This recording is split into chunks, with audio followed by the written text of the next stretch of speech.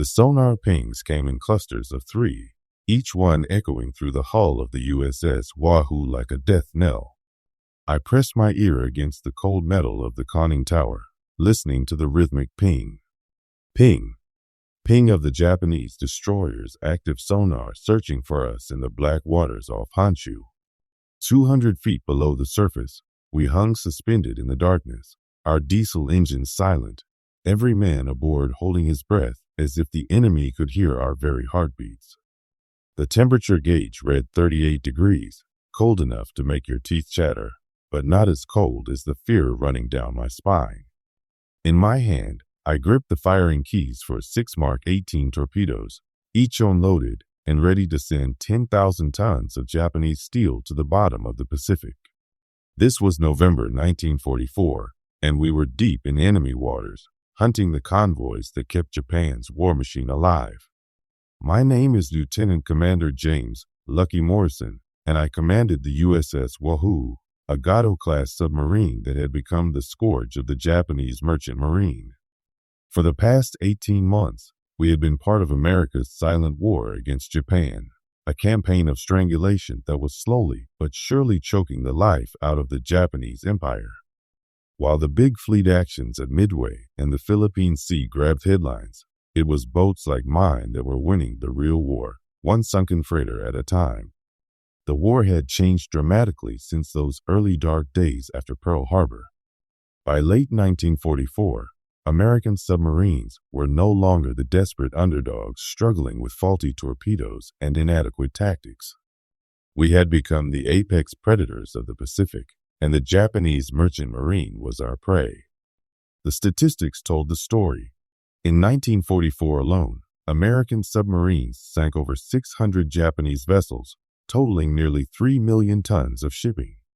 But statistics couldn't capture the human drama of this underwater war, the constant tension, the split-second decisions, the knowledge that one mistake could send 80 men to their deaths in a crushing tomb of steel. I had been in command of the Wahoo for 8 months, taking over from my predecessor who had been rotated stateside after completing his quota of war patrols. The submarine service was like that, intense, dangerous, and limited. Most skippers completed their tours after 10 or 12 patrols, assuming they lived that long. The casualty rate among submarine crews was the highest of any branch of the Navy, with 1 in 5 boats never returning from patrol. But for those of us who survived, there was no more effective way to strike at the heart of Japan's war effort. The Japanese Empire was entirely dependent on imported resources. Every gallon of oil, every ton of rubber, every ounce of aluminum had to be shipped from the conquered territories of Southeast Asia and the Dutch East Indies back to the home islands. These supply lines stretched across thousands of miles of ocean, and they were vulnerable to submarine attack. Our mission was simple: find the convoys, sink the ships, and slowly strangle Japan's ability to wage war. On this particular patrol, we had been stationed along the shipping lanes between Formosa and the Japanese mainland. Intelligence reports indicated that a large convoy was expected to transit our patrol area within the next 48 hours. The convoy supposedly included several large tankers carrying desperately needed fuel oil, along with cargo vessels loaded with raw materials for Japanese factories. If we could intercept this convoy, we might be able to inflict serious damage on Japan's increasingly fragile supply system. The waiting was always the hardest part. Submarine warfare was a game of patience, requiring hours or even days of careful positioning before the moment of truth arrived. We would patrol our assigned area, surfacing only at night to recharge our batteries and refresh our air supply. During daylight hours, we remained submerged, relying on our sonar and periscope to detect approaching targets. The men had learned to move quietly, speaking in whispers and wearing soft-soled shoes to avoid making noise that might be detected by enemy sonar. Life aboard a submarine was cramped and uncomfortable. The Wahoo was 311 feet long and 27 feet wide, but most of that space was taken up by machinery, torpedoes, and fuel. 80 men shared quarters that would have been tight for half that number. The air was thick with the smell of diesel fuel, cooking food, and unwashed bodies. Privacy was non-existent, and tempers could flare without warning. It took a special kind of sailor to surveying the submarine service, men who could function in tight spaces, follow orders without question, and maintain their composure under extreme pressure. My crew was typical of the submarine service in late 1944, young, highly trained, and fiercely dedicated. Most were volunteers who had specifically requested submarine duty, drawn by the promise of better pay, better food, and the chance to strike directly at the enemy. They came from all over America. Farm boys from Iowa, mechanics from Detroit, college students from California. What united them was their professionalism and their absolute trust in their officers and each other. Chief Petty Officer Mickey O'Brien had been my right-hand man since I took command. A tough Irish Catholic from Boston, he had served on submarines since before the war and knew every bolt and valve on the boat. When things got tense, O'Brien was the steady hand that kept the crew focused and calm. He had a gift for reading men's moods and knowing exactly what to say to keep morale high during the long, dangerous patrols. Lieutenant Tom Bradley was my executive officer, a young Naval Academy graduate who had proven himself during several previous patrols. Bradley handled the technical aspects of torpedo firing and navigation, freeing me to focus on the bigger picture of tactics and strategy. He was methodical and precise, with an engineer's mind for detail that complemented my more intuitive approach to submarine warfare. The sonar operator, Seaman First Class Danny Rodriguez, was barely 20 years old but had ears like a bat. He could distinguish between the sound of a destroyer's propellers and those of a merchant vessel from miles away. More importantly, he could detect the subtle changes in engine noise that indicated whether a ship was changing course or speed. In the deadly game of submarine warfare, Rodriguez's skills often made the difference between success and failure. On November 15, 1944, our patience was finally rewarded. Rodriguez picked up the first faint propeller sounds just after dawn, when we were running submerged about 60 miles east of the Japanese coast. The contacts were still too distant to identify, but the bearing was consistent with the expected convoy route. I ordered the boat to periscope depth and began the careful process of closing with the enemy. Through the periscope, I could see the convoy's smoke on the horizon long before the individual ships became visible. It was a large formation, at least 8 vessels plus escorts. As we drew closer, I could make out the distinctive silhouettes of Japanese merchant ships, 3 large tankers, 4 cargo vessels, and what appeared to be a converted passenger liner. The escorts consisted of 2 destroyers and several smaller patrol vessels, all maintaining a protective screen around the valuable cargo ships.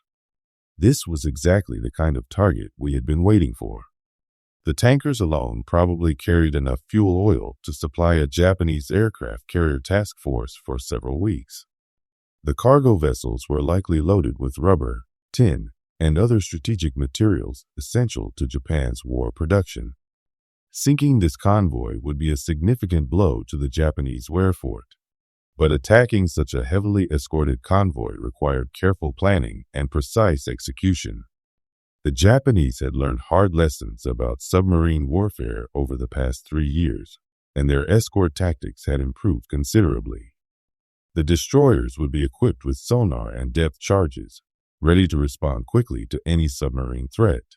One mistake on our part could result in a devastating counterattack that would send the Wahoo to the bottom. I studied the convoy through the periscope, noting the formation pattern and the movements of the escorts. The destroyers were maintaining a standard anti-submarine screen, with one ship positioned ahead of the convoy and another bringing up the rear. The smaller patrol vessels were scattered along the flanks, searching for any signs of underwater threats. It was a competent defensive arrangement, but it had weaknesses that an experienced submarine commander could exploit. The key was to position ourselves for a surprise attack from an unexpected direction. Most submarine attacks came from the flanks of a convoy, where the escorts were thinnest. But this convoy was well protected on both sides, with alert patrol vessels that would quickly detect any approaching submarine.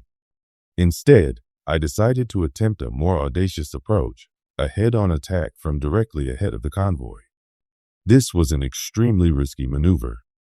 Attacking from ahead meant that we would have to penetrate the destroyer screen and fire our torpedoes at close range. If we were detected before we could fire, we would be trapped with enemy vessels all around us. But if we could pull it off, we would have clear shots at the most valuable targets in the convoy. I ordered the boat to dive to 150 feet and began the approach.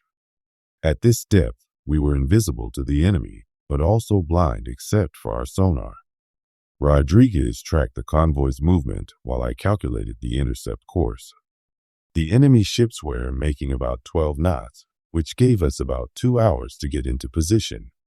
The approach required precise navigation and timing. We had to estimate the convoy's course and speed, then position ourselves directly in their path. Too far to one side, and we would miss our chance for a clean shot. Too far ahead, and we would be detected by the leading destroyer's sonar. The margin for error was razor thin. As we closed with the convoy, the tension in the boat became almost unbearable. The men went about their duties with quiet efficiency, but I could see the strain in their faces. Everyone knew that we were about to attempt one of the most dangerous maneuvers in submarine warfare. One mistake could kill us all. At 1300 hours, Rodriguez reported that the convoy was directly overhead. I ordered the boat to periscope depth and raised the scope for a quick look. The sight that greeted me was both thrilling and terrifying. The largest tanker was less than 1,000 yards away, its massive hull blocking out half the sky. I could see Japanese sailors on deck, completely unaware that death was stalking them from below. "Bearing mark," I called out, swinging the periscope to track the lead tanker. "Range, 800 yards. Angle on the bow, starboard 10 degrees. Bradley quickly calculated the firing solution while I continued to track the target. The tanker was a sitting duck, steaming straight ahead at a steady 12 knots. Behind it, I could see the second tanker and several cargo vessels, all perfectly positioned for a devastating torpedo attack. "Tubes 1 through 4 ready, sir," reported the torpedo officer. I took one last look through the periscope, checking for any signs that we had been detected. The destroyer screen was maintaining its patrol pattern, showing no indication that they knew we were there. The convoy was continuing on its course, unaware of the deadly threat lurking beneath the waves. "Fire 1, I shouted. The submarine shooter the first torpedo left its tube, followed quickly by 3 more. 4 Mark 18 torpedoes, each carrying a 500-pound warhead, were now racing toward their targets at 46 knots. The time to impact was calculated at 90 seconds. "Take her down fast," I ordered. 150 feet. The boat dove rapidly as we waited for the torpedoes to find their marks. This was always the most agonizing part of a submarine attack, the long seconds of waiting while the torpedoes ran their course, knowing that the enemy would soon realize they were under attack and begin their counterattack. At 93 seconds, we heard the first explosion. The sound reverberated froth water like thunder, shaking the submarine and rattling every piece of equipment on board. 2 more explosions followed in rapid succession, each one indicating a successful torpedo hit. 3 hits, Rodriguez reported excitedly. "The big tanker is breaking up." Through the hull, we could hear the sounds of destruction from above, the groaning of twisted metal, the rush of water flooding into ruptured compartments, the shouts of desperate men trying to save their ship. But there was no time to celebrate. The enemy escorts would be racing toward us, ready to exact their revenge. "Destroyer bearing 270, closing fast," Rodriguez called out. "Twin screws, high-speed turns." I could hear the distinctive sound of the destroyer's propellers as it raced toward our position. The Japanese commander had reacted quickly to the attack, probably dropping depth charges in a predetermined pattern designed to catch any submarine in the area. "Rig for depth charge attack," I ordered. Silent running. The boat went quiet as the men secured all unnecessary equipment and prepared for the barrage that was sure to come. In silent running, we shut down all non-essential systems to reduce noise and heat signatures. The only sounds were the quiet hum of essential equipment and the nervous breathing of 80 men waiting for the enemy to find them. The first depth charges exploded about 200 yards away, close enough to shake the boat violently, but not close enough to cause serious damage. The Japanese were using a standard attack pattern, dropping charges in a grid pattern designed to cover the area where the torpedoes had been fired from. It was a sound tactic, but it required precise knowledge of our location to be effective. More depth charges followed, each one closer than the last. The Japanese destroyer was systematically working its way toward us, using its sonar to narrow down our position.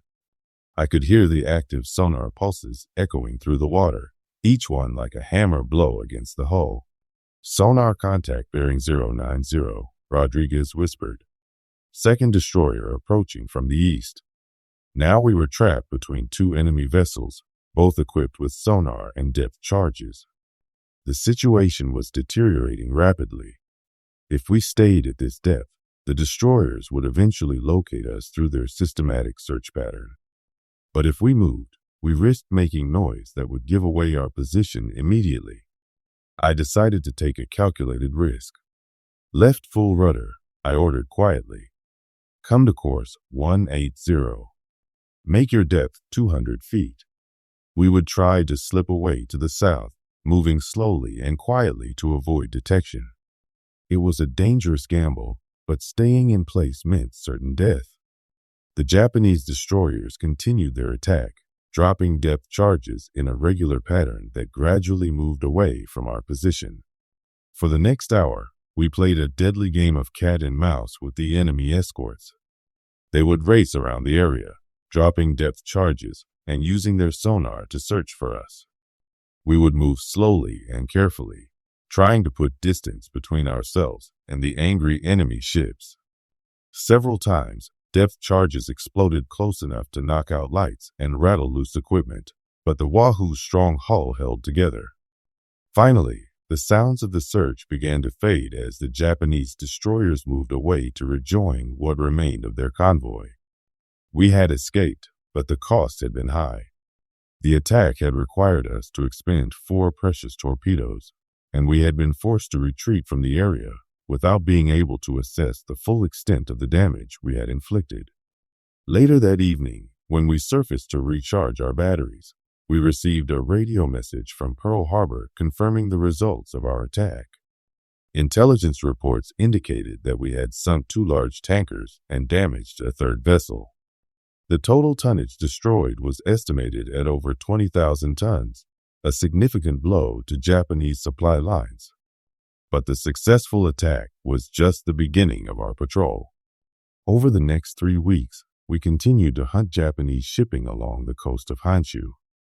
The war at sea had become a relentless campaign of attrition, with American submarines systematically destroying Japan's ability to transport the resources needed to continue the war. The Japanese merchant marine was being decimated by the submarine campaign. In 1944, Japanese shipping losses exceeded 4 million tons, while new construction totaled less than 2 million tons.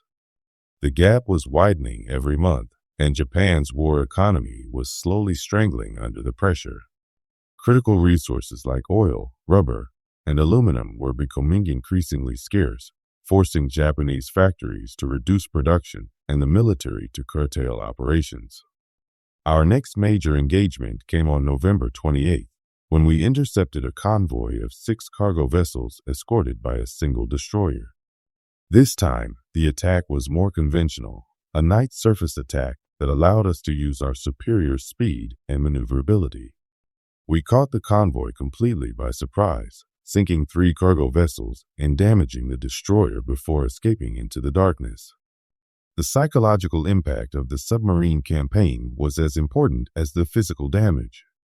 Japanese merchant sailors lived in constant fear of submarine attack, knowing that at any moment a torpedo might tear through their ship's hull. Many experienced crews refused to sail, forcing the Japanese to use inexperienced personnel who were more likely to make mistakes that submarines could exploit. The Japanese Navy tried desperately to counter the submarine threat, but their efforts were largely unsuccessful. They lacked sufficient escort vessels to protect all their convoys, and their anti-submarine tactics were often outdated and ineffective. American submarines had technological advantages that made them extremely difficult to detect and attack, including radar, improved sonar, and high-speed electric motors for underwater maneuvering.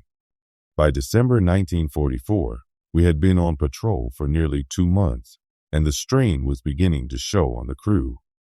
The constant tension of submarine warfare, combined with the cramped living conditions and irregular sleep schedules, was taking its toll. Men became irritable and prone to mistakes, and several minor accidents occurred that could have been serious under different circumstances. I made the decision to head for Pearl Harbor to resupply and give the crew a much-needed rest. The patrol had been highly successful, with 7 confirmed ship sinkings and several more damaged. But the cost in human terms was becoming apparent. The submarine war was not just about statistics and tonnage. It was about the mental and physical endurance of the men who fought it. The voyage back to Pearl Harbor took 5 days, during which we traveled mostly on the surface to make better time. The Pacific was rough, with heavy swells that made the boat pitch and roll uncomfortably. But after 2 months of underwater tension, the crew welcomed the chance to breathe fresh air and feel the sun on their faces. As we approached Pearl Harbor, I reflected on what we had accomplished during the patrol. The 7 ships we had sunk represented thousands of tons of critical supplies that would never reach Japanese factories. The tankers we had destroyed contained fuel oil that might have powered Japanese aircraft carriers or battleships. The cargo vessels carried raw materials that were essential to Japan's war production.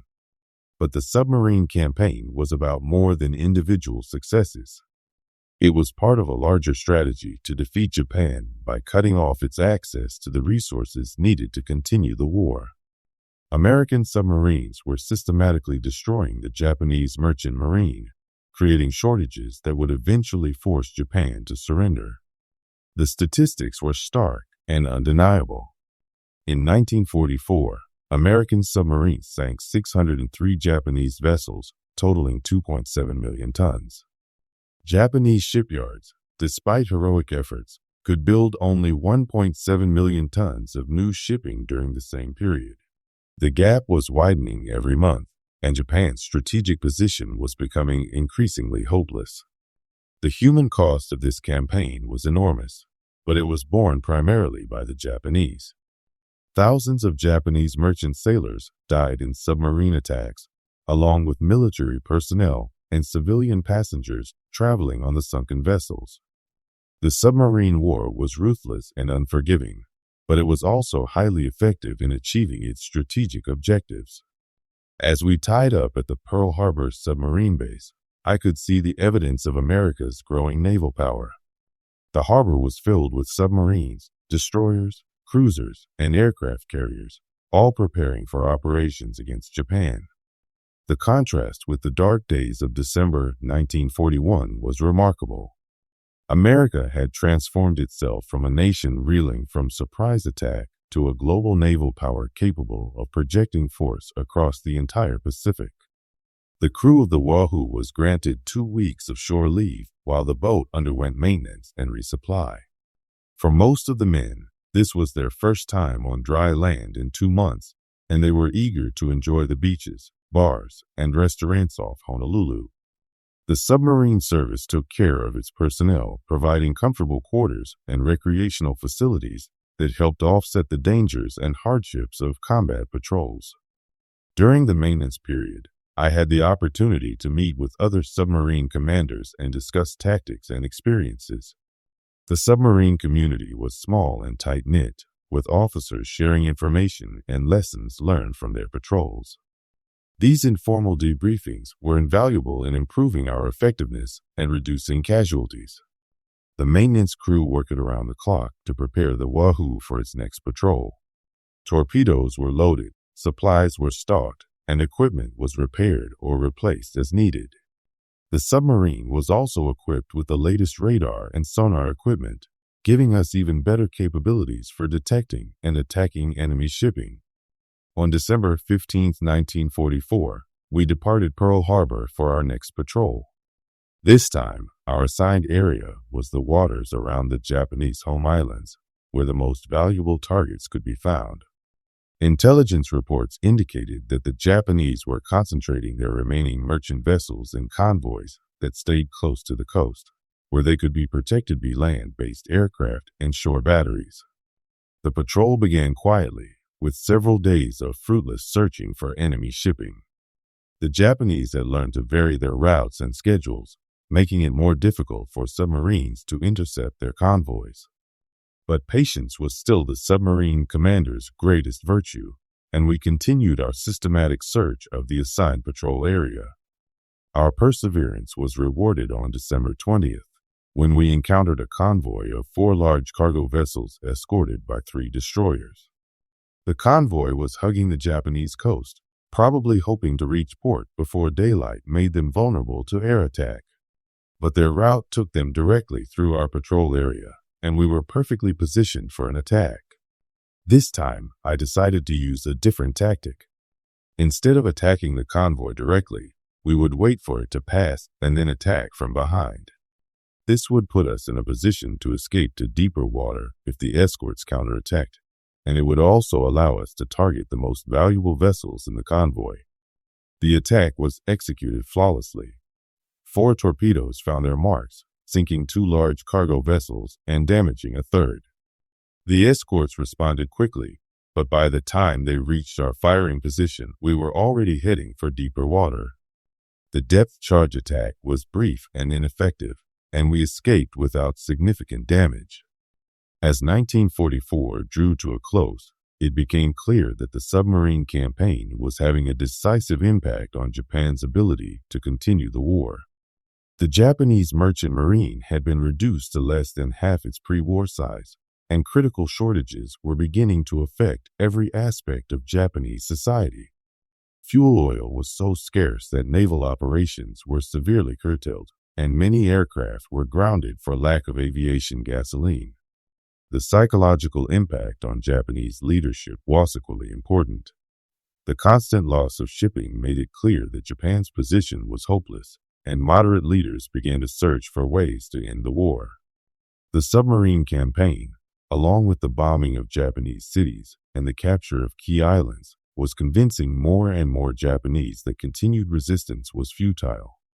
Our patrol continued through January 1945, during which we sank 3 more vessels and damaged several others. Each success brought us closer to the ultimate goal of forcing Japan to surrender.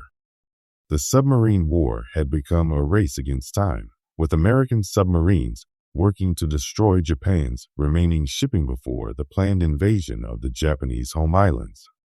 The crew of the Wahoo had evolved into a highly effective fighting unit. The months of combat had forged them into a team that could respond instantly to any situation. They had learned to work together in the cramped confines of the submarine, supporting each other through the long periods of tension and danger that characterized submarine warfare. Chief O'Brien had become the heart and soul of the crew, providing stability and leadership during the most difficult moments. His experience and calm demeanor were invaluable in maintaining morale during the long patrols. Lieutenant Bradley had grown into an exceptional executive officer, handling the technical aspects of submarine operations with skill and precision. Seaman Rodriguez had developed into one of the finest sonar operators in the submarine service. His ability to detect and classify enemy vessels was legendary among the crew, and his skills had saved our lives on numerous occasions. The entire crew had learned to trust his judgment completely, knowing that their lives depended on his ability to hear danger before it found them. By February 1945, our patrol was nearing its end. We had been at sea for nearly 3 months, and both the men and the submarine were showing signs of wear. The constant stress of combat operations, combined with the physical hardships of submarine life, was taking its toll. It was time to return to Pearl Harbor for rest and refit. The voyage home was uneventful, but it gave me time to reflect on what we had accomplished during the patrol. The Wahoo had sunk 11 Japanese vessels, totaling over 35,000 tons, a significant contribution to the submarine campaign. More importantly, we had helped to tighten the noose around Japan's neck, bringing the war closer to its inevitable conclusion. As we approached Pearl Harbor, I could see the massive fleet that was being assembled for the final assault on Japan. Aircraft carriers, battleships, cruisers, and destroyers filled the harbor, along with hundreds of transport vessels and supply ships. The scale of the operation was staggering, representing the full might of American industrial and military power. The submarine campaign had played a crucial role in making this invasion possible. By destroying Japan's merchant marine, we had eliminated their ability to defend their scattered empire. The Japanese Navy was short of fuel, their army lacked supplies, and their air force was grounded for lack of aviation gasoline. The submarine war had been a complete success, but the cost of this victory was not without its price. The submarine service had suffered heavy casualties, with over 50 boats lost and more than 3,500 men killed in action. These were skilled professionals who had volunteered for the most dangerous duty in the Navy, and their sacrifice had been essential to winning the war.